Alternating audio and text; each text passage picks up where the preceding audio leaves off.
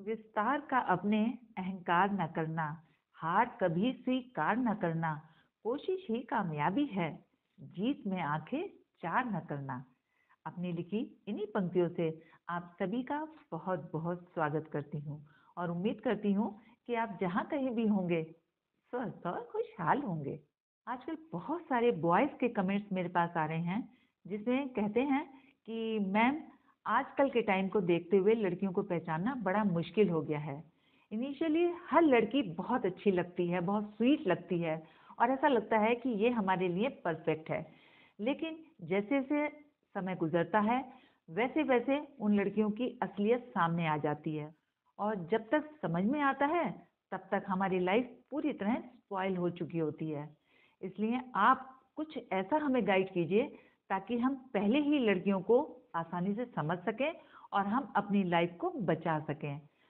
तो आज इसी कमेंट का जवाब देने के लिए मैंने वीडियो बनाया है ताकि मैं आपकी इस प्रॉब्लम को सॉल्व कर सकूं। आज मैं आपके साथ कुछ ऐसी क्वालिटीज़ शेयर करूंगी लड़कियों की कि जिससे आपको पहले ही अंदाज़ा हो जाएगा कि ये लड़की आपकी लाइफ के लिए अप्रोप्रिएट है या फिर नहीं है।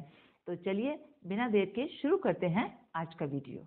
तो देखिए, पहली बात तो ये है कि आजकल का टाइम काफ़ी बदल चुका है। लड़के लड़कियां साथ में पढ़ते हैं, जॉब भी करते हैं, इसलिए उनका आपस में फ्रेंडशिप होना एक नेचुरल सी बात है और फ्रेंडशिप कोई बुरी बात भी नहीं है। लेकिन अगर कोई लड़की शादी से पहले अपनी लिमिट क्रॉस करती है तो इसका मतलब है कि वो अपने पेरेंट्स को बिट्रे कर रही है, यानी उनके साथ चीट कर रही है। तो जो लड़की अपने पेरेंट्स को धोखा दे सकती है वो आपके प्रति भी कभी लॉयल नहीं होगी। इसलिए इसी पॉइंट पर आपको अलर्ट होने की बहुत ज़्यादा ज़रूरत है।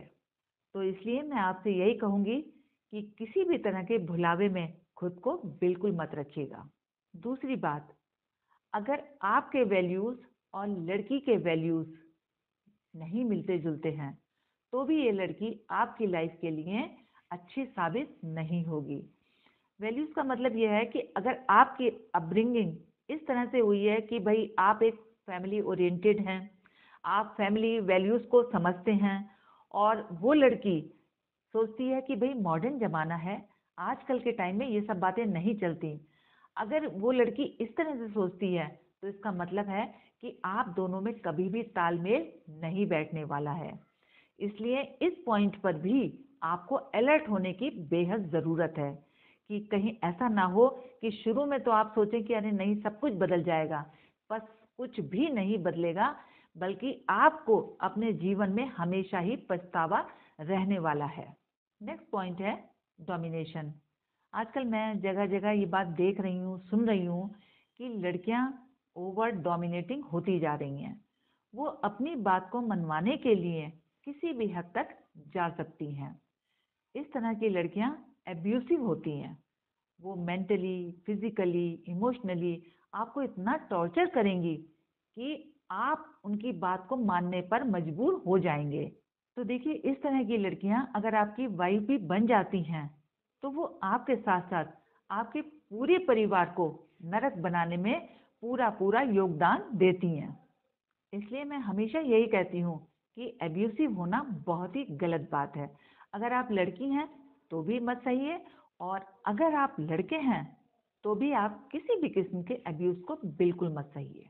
इसके अलावा एक बात और, देखिए, रिश्ता हमेशा बराबरी पर होता है और हर रिश्ते में एक दूसरे की रेस्पेक्ट होनी बहुत ज़रूरी है। देखिए, अगर कोई लड़की आपको छोटा फील कराती है, आपका कंपैरिजन दूसरे लोगों से करके आपको बुरा फील कराती है, इसका मतलब है कि वो लड़की आपकी बिल्कुल भी रेस्पेक्ट नहीं करती है, यानी कि एक टॉक्सिक लड़की है। आपके जीवन में आकर आपको बर्बाद करके ही वो मानेगी। इसलिए बड़े होने के नाते मैं आपसे यही कहूँगी कि ऐसी लड़कियों से दूरी बनाकर रखने में ही आपकी भलाई है। लास्ट और सबसे इम्पोर्टेंट पॉइंट है जिसे आजकल मैं भी नोटिस कर रही हूँ कि बहुत सारी लड़कियों की लाइफ झूठ पर ही चलती है। कभी पेरेंट्स से झूठ बोलेंगी, कभी आपसे झूठ बोलेंगी, कभी किसी और से झूठ बोलेंगी और अगर कोई उनके झूठ को पकड़ भी लेता है तो उस झूठ को छिपाने के लिए वो 100 झूठ और बोलेंगी। कहने का मतलब है कि इस तरह की लड़कियां बहुत ही ज़्यादा कॉम्प्लिकेटेड होती हैं और अगर किसी के जीवन में आ जाएं तो उसकी लाइफ को भी कॉम्प्लिकेटेड बना देती हैं। इसलिए झूठ बोलने वाली लड़कियों से हमेशा ही एक डिस्टेंस मेंटेन करके रखिए। तो ये थी वो कुछ खास बातें जिनका आपने अगर ध्यान रखा तो 100% आपकी हेल्प होगी। चलते चलते आपसे इतना ही कहूँगी कि अगर आप जिंदगी में ईमानदारी चाहते हैं तो सबसे पहले आपको खुद अपने प्रति ईमानदार रहना होगा। आज के लिए बस इतना ही, फिर मिलते हैं नेक्स्ट वीडियो में।